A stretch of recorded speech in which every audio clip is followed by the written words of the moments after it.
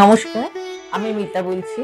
শুরু করছি আমার রান্নার চ্যানেল মিতার হেসেল, সিগনেচার কুকিং বাই মিতা। সহজ পদ্ধতিতে ঘরোয়া রান্না, কিন্তু টেস্টি আর অতুলনীয়। যাদের ভালো লাগবে তারা প্লিজ আমার চ্যানেলটিতে লাইক দেবেন এবং শেয়ার করবেন। ভালো লাগা মন্দ লাগা নিয়ে কমেন্ট করবেন, চ্যানেলটিকে সাবস্ক্রাইব করবেন।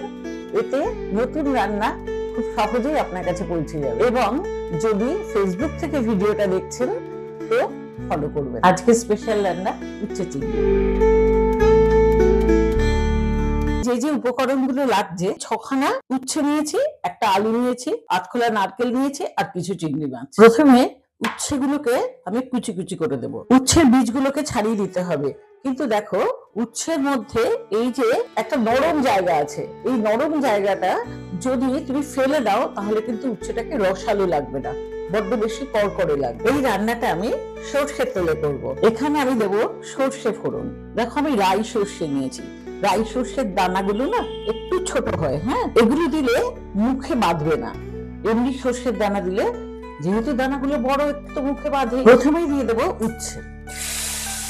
উচ্ছেটা ভাজার সময় আমি কোনো রকম ঢাকনা দেবো না, কারণ ঢাকনা দিলেই উচ্ছের সবুজ রংটা সাদা হয়ে যাবে। এবার দেবো আলু, এবার দিয়ে দেবো হলুদ, এবার দিয়ে দিলাম হাফ চামচ নুন, ভালো করে নাড়িয়ে দিলাম। এরপরে দিয়ে দেবো নারকেল আর চিংড়ি মাছ। এবারে ঢেকে দিলাম।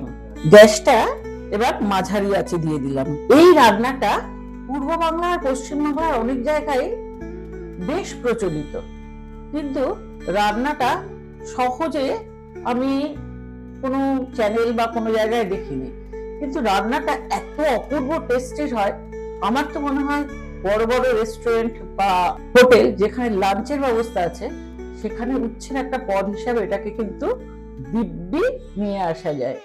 এই স্বাদ এত অথেন্টিক, একবার খেলে যে উচ্ছে খায় না সেও বারবার উচ্ছে খেতে চাইবে। দেখো, উচ্ছেটা কিন্তু ঠিক সবুজ রয়ে গেছে। প্রথমেই যদি উচ্ছেটা ঢেকে দাও তাহলে কিন্তু এই সবুজ রংটা বজায় থাকবে না। এবার গ্যাসটা একটু বাড়িয়ে দিয়ে ভালো করে নাড়াচাড়া করে দেবো। নারকেল দেওয়ার কারণে দেখবে তেলটা একটু ফুলে ফুলে উঠছে। দেখতেই পাচ্ছ আমার উচ্ছে আলু সিদ্ধ হয়ে গেছে। এবার একটু লালচে করে ভেজে নেওয়ার দরকার। উচ্ছে আর আলু সিদ্ধ হয়ে গেছে, সুতরাং এবার চিনি দিয়ে দিতে পারি। দিয়ে দেবো চিনি, দিয়ে দিয়েছি প্রায় 1 চামচ চিনি। কালারটা কি সুন্দর এসেছে দেখেছো? রান্না আমার অলমোস্ট ডান। এবারে গ্যাসটা একদম কমিয়ে দেবো। দিয়ে দিলাম 1 চামচ ঘি।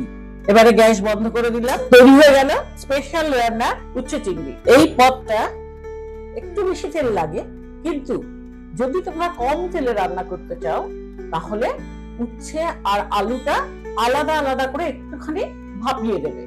টেস্ট একটু কম হবে, বাট তাও ভালো। আর এটা একবার খেয়ে দেখো, জীবনে ভুলতে পারবে না, বারবার এই উচ্ছে চিংড়ি খেতে চাইবে। যদি এই রেসিপিটা ভালো লাগে তাহলে অবশ্যই লাইক দেবে, নিজেদের রান্না করে খাবে, কমেন্ট করবে, তারপর সাবস্ক্রাইব করবে, ফেসবুকে দেখলে এটাকে ফলো করবে। আবার দেখা হবে নতুন কোনো রেসিপির সাথে। আজকের মতন টাটা।